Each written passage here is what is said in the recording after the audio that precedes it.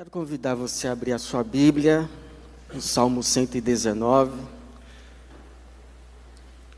Chegamos ao versículo de número 153.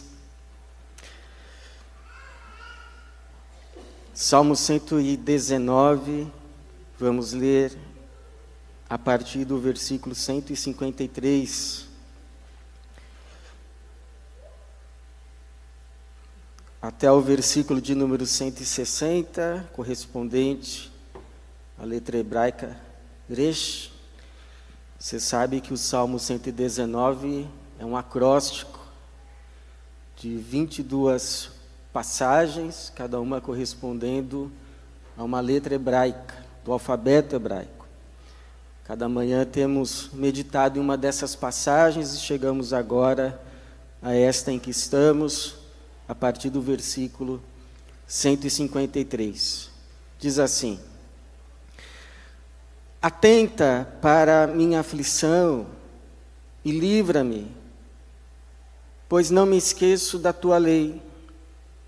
Defende minha causa e resgata-me, vivifica-me conforme tua palavra. A salvação está longe dos ímpios, pois não buscam teus decretos. Senhor, tuas misericórdias são muitas, vivifica-me conforme teus juízos. Meus perseguidores e adversários são muitos, mas não me desvio dos teus testemunhos. Vi os perversos e me angustiei, porque não guardam tua palavra. Vê como amo teus preceitos, Senhor, vivifica-me conforme teu amor. A soma da tua palavra é a verdade, e cada uma das tuas justas ordenanças dura para sempre. Obrigado, Senhor, por essa manhã que o Senhor aqui nos traz, como igreja tua, como povo teu. Obrigado porque hoje podemos celebrar os 24 anos de nosso coral masculino. Que o Senhor continue abençoando a cada componente desse grupo. Agora também, Senhor, pedimos pela tua palavra que o Senhor se digne de mais uma vez falar conosco, abrindo o nosso entendimento, coração e semeando a tua palavra santa, e que ela produza o fruto pelo qual foi enviada, fruto de salvação. É a nossa oração para a tua glória mesmo, em nome de Jesus. Amém. O que é salvação? Se tem uma contribuição que o Antigo Testamento nos dá, é o de ampliar o nosso conceito de salvação. Geralmente nós reduzimos a ideia de salvação a uma coisa só: sermos salvos do inferno. Após a morte, não irmos mais para o inferno, mas irmos para o céu, estarmos com o Senhor, podermos andar nas ruas de ouro, de prata, estarmos no paraíso com Abraão, Isaac, Jacó e todos os santos. Essa geralmente é a ideia dominante quando nós falamos a respeito de salvação, e claro, salvação também é isso. Salvação é ter a bênção de morrermos em paz, sabendo que temos um lugar assegurado com Deus, que Jesus nos foi preparar lugar, e que ao partirmos, Ele mesmo se encarregará de nos receber no céu. Isso é salvação. Mas salvação é mais do que isso. A Bíblia vai nos dizer que salvação é sermos livres do pecado, porque o salário do pecado é a morte, mas o dom gratuito de Deus é a vida eterna. O pecado tem o poder não apenas de nos levar para o inferno após a morte. O pecado tem o poder de trazer o inferno para a nossa vida antes da morte. Há muita gente vivendo em inferno antes da morte. Pecado não leva para o inferno só depois da morte. Pecado traz muitos infernos para antes da morte. Precisamos ser salvos do pecado. Inclusive o anjo, quando anuncia o nome de Jesus, ele explica, ele vai ser chamado Jesus, porque ele vai salvar o seu povo do quê? Do inferno? Não, ele vai salvar o seu povo dos seus pecados. Se tem alguma coisa que precisamos ser libertos, salvos, é do pecado. Pecado traz muito inferno para a vida. Ser salvo, de acordo com as Escrituras, é nos tornarmos como Jesus. Jesus foi a pessoa não apenas mais santa que pisou nessa terra, mas também foi a pessoa mais feliz. Por que foi a pessoa mais santa? Foi também a pessoa mais feliz, por isso que ele vai dizer aos seus discípulos e a nós: olha, eu vos digo estas coisas para que a vossa alegria seja completa. Eu vos digo essas coisas para que vocês tenham a minha alegria, essa alegria que eu tenho, essa alegria que é viva, essa alegria que não morre, essa alegria que está além das circunstâncias, eu vim trazer para vocês, por isso que eu lhes digo essas coisas. Vocês querem alegria? Então ouçam o que eu digo, eu sei o caminho da alegria. Eu vim trazer alegria para vocês também. E ser salvo segundo as Escrituras é recebermos aquilo que nós mais desejamos. E que muitas vezes buscamos nas coisas e não encontramos vida. Que a nossa alma mais deseja é vida. E é vida que Jesus veio nos trazer. Eu vim para que tenham o quê? Vida. E a tenham com abundância, a tenham em plenitude, ao invés de morte. Essas coisas, isso que vocês procuram em coisas e não encontram, eu vim trazer para vocês, porque eu sei o que a alma de vocês mais deseja, a alma de vocês deseja vida.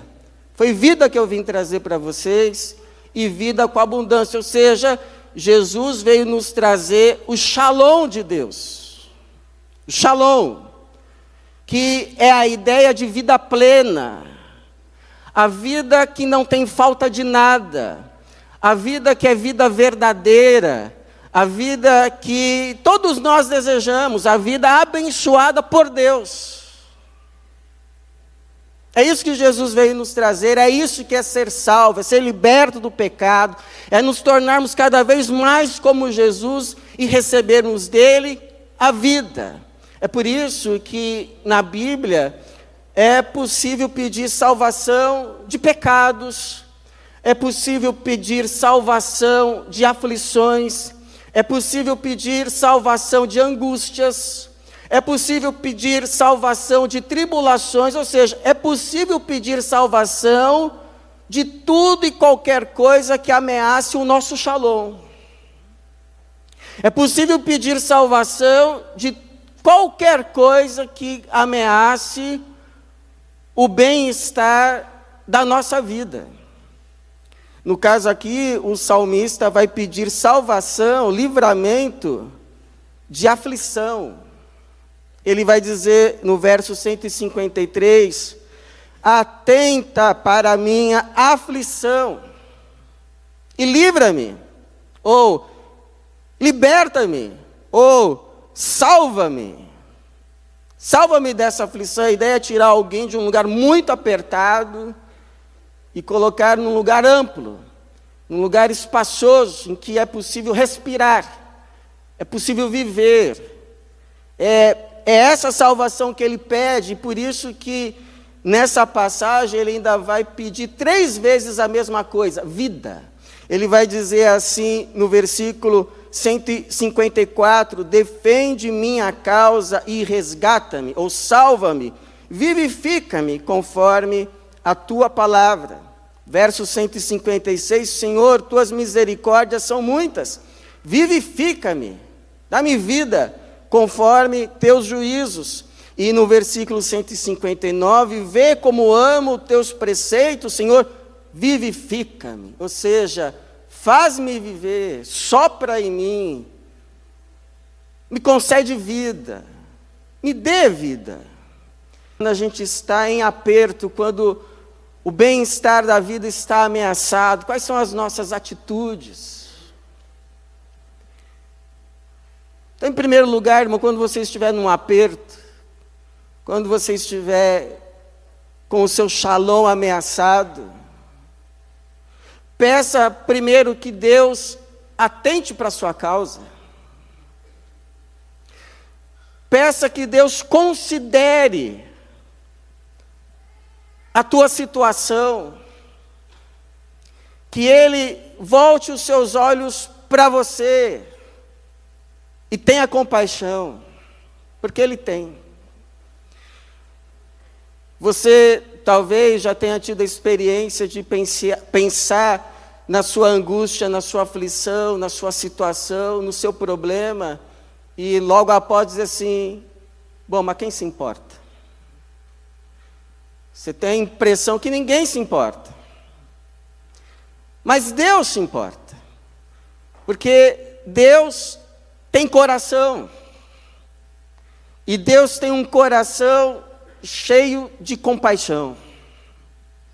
Deus tem um coração cheio de misericórdia. Nessa misericórdia que o salmista está confiado. Ele vai dizer no verso 156, Senhor, tuas misericórdias são muitas. Que misericórdias são essas? É aquele sentimento entranhável. É aquele impulso do ventre que a mãe sente quando vê o seu filho em perigo. O que uma mãe faz? Uma boa mãe. O que uma boa mãe faz quando vê o seu filho em angústia, em perigo, precisando de ajuda? As suas entranhas a movem. Seu ventre a impulsiona. Se ele está nessa situação porque ele está errado, depois ela dá bronca, mas primeiro ela ajuda. Primeiro ela corre. Primeiro ela estende a mão, primeiro ela salva. E nesse sentido só tem uma diferença entre uma mãe e Deus. É que uma mãe sempre quer ajudar, mas nem sempre pode. Nem sempre consegue, nem sempre o seu braço alcança. Agora Deus sempre quer e Deus sempre pode. Deus não apenas tem coração compassivo, mas Deus tem braço forte. Deus não apenas tem braço forte, mas tem coração que se compadece. Então por que é importante saber disso?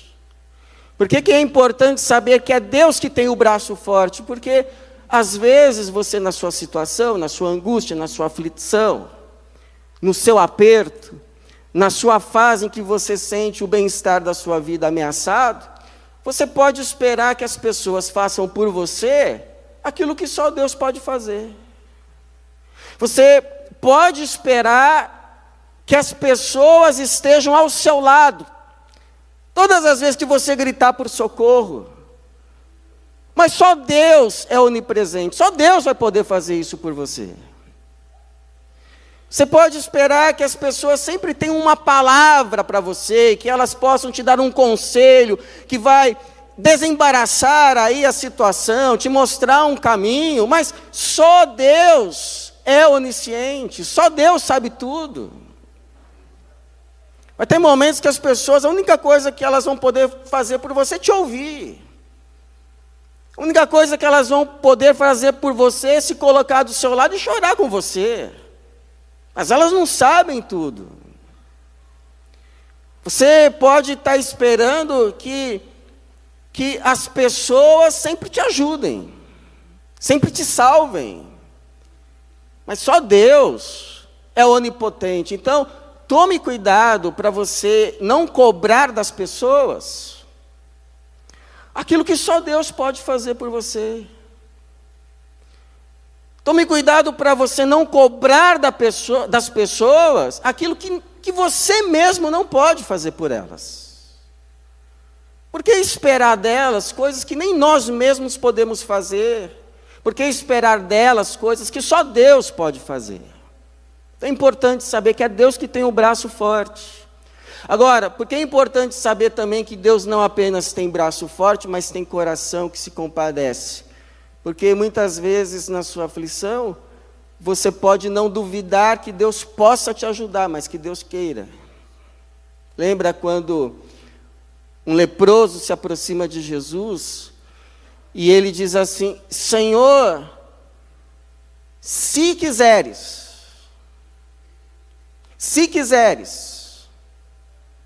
podes me purificar. Ele não diz: Senhor, se puderes, queira me purificar. Ele não tinha essa dúvida. Ele sabia que Jesus podia. Ele já tinha ouvido da fama de Jesus. Então ele não se aproxima de Jesus: olha, Senhor, se o Senhor puder. Não, o Senhor pode. Então, se quiseres, podes me fazer limpo. E qual foi a resposta do Senhor? Pois eu quero. Eu quero. Seja purificado. E o texto diz que imediatamente ele foi purificado. Com você não vai ser diferente. No tempo certo e da forma certa, socorro virá, livramento chegará, a salvação está a caminho, porque como o Senhor diz em 2 Coríntios 6:2, no tempo aceitável eu te escutei. Existe um tempo. No tempo aceitável eu te escutei, e no dia da salvação eu te socorri. Agora é o tempo aceitável. Agora é o dia da salvação. O dia da salvação virá, irmão. E o nome da salvação é Jesus. Agora, segundo, no seu dia de angústia, no seu dia de aperto, no dia que você precisa de livramento, de libertação, do braço estendido de Deus, da salvação do Senhor, você já pediu para que o Senhor atente para a sua causa? Agora confia no Senhor. E o que é confiar no Senhor? Confiar no Senhor é entregar a causa nas mãos dEle e ir para a vida fazer o bem. Ir para a vida fazer o que você tem que fazer. Ir para a vida cuidar lá do seu trabalho. Ir para a vida cuidar lá da sua família. Ir para a vida honrar lá o ministério que o Senhor te confiou. Isso é confiar no Senhor. Não é entregar nas mãos do Senhor e não fazer nada. Não é entregar nas mãos do Senhor e se desviar para o fazer o mal. Porque isso só vai te causar mais mal. O salmista sabia disso. Por isso que ele vai dizer assim no versículo 157, meus perseguidores e adversários são muitos, mas não me desvio. Não me desvio dos teus testemunhos. Isso é interessante, dado o caráter dos seus adversários, que ele vai dizer no versículo de número 158. Vi os perversos e me angustiei, porque não guardam a tua palavra. Então, para a gente entender, imagina você tendo que ir negociar alguma coisa muito importante para a tua vida, algo muito importante com gente que você sabe que é desonesta.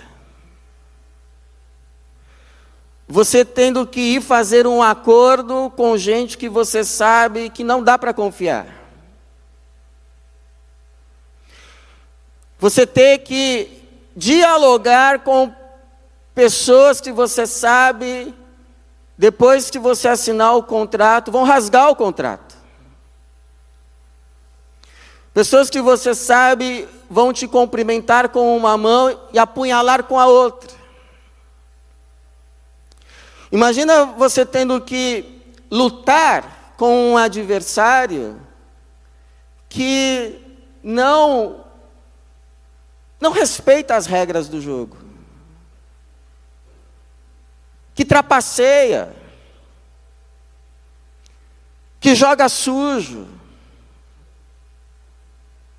Imagina você numa situação assim. Qual é a tentação numa situação dessa? É você ou usar as mesmas armas, afinal de contas, você é crente, mas não é bobo. Não é assim a tentação? Você é crente, mas não é bobo. Ou você usar armas que Jesus não usaria. Então, nessa hora, se desviar de segui-lo. Não faça isso. Não faça isso, irmão. Sabe por quê? Porque o maior mal que o mal pode te fazer não é fazer mal a você. O maior mal que o mal pode fazer a você é fazer você fazer o mal. Porque para você que é de Jesus, fazer o mal é o maior mal que você pode fazer para você mesmo, é o maior mal do que qualquer outro mal que você possa receber. Por quê? Porque você é de Jesus. E pastor, então quem é que me defende? Deus te defende. Se você usa as armas do Egito,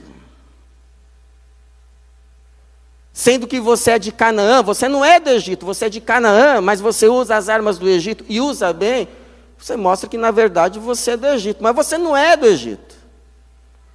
Você sequer vai se sentir bem usando essas armas. Então, quem te defende? Deus te defende. Eu lembra quando Davi foi lutar tentando usar as armas de Saul? Não conseguiu. Então ele pegou lá a funda dele e o Senhor foi com ele. Não precisa usar as armas do mal. A Bíblia diz que as nossas armas são poderosas em Deus e destroem fortalezas. Não se renda ao mal. Deus é maior que os seus adversários. Então eu lembro a história de um irmão, crente em Jesus, ele foi preso injustamente. E para piorar a situação, a juíza não lhe tinha empatia. Quando chegou o dia da sua soltura, ele ficou sabendo que não seria solto. Então imagina, qual é a tentação numa hora dessa? Se revoltar, praguejar, murmurar, se deixar dominar pela incredulidade, para não dizer coisas piores. Mas ele diz que naquele dia ele abriu a Bíblia e ele leu lá em 2 Coríntios capítulo 1, a partir do 3, que diz assim: bendito seja o Deus e Pai de nosso Senhor Jesus Cristo, Pai das misericórdias e Deus de toda a consolação, que nos consola em toda a nossa tribulação, para que também sejamos capazes de consolar os que passam por alguma tribulação, por meio da consolação que nós mesmos somos consolados por Deus. E aí ele disse que ele se levantou, pegou a sua Bíblia e foi consolar os outros presos. E o Senhor o honrou. O Senhor o salvou daquela situação. Hoje, inclusive, ele é pastor. Então, no dia da sua angústia,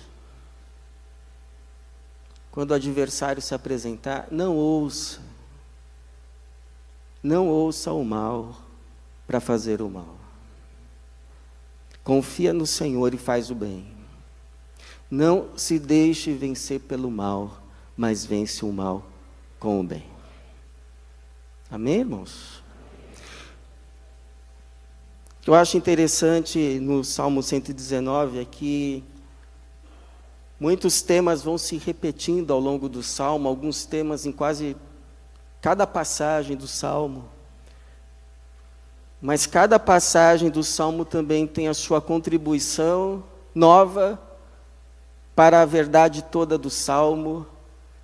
E a contribuição dessa passagem é que salvação é dádiva de vida. Salvação é receber de Deus o Shalom. E que, portanto, nós podemos pedir salvação de qualquer coisa que ameace esse Shalom. Por isso, livra-me, Senhor, e vivifica-me, vivifica-me, vivifica-me. Ou seja, faz-me viver, dá-me vida, dá-me vida, dá-me vida. É essa a salvação que você precisa? Então você sabe para quem ir e para quem pedir. Porque ele disse assim: aquele que quiser, venha e beba de graça da água da vida. Que assim seja, que Deus nos abençoe. Amém.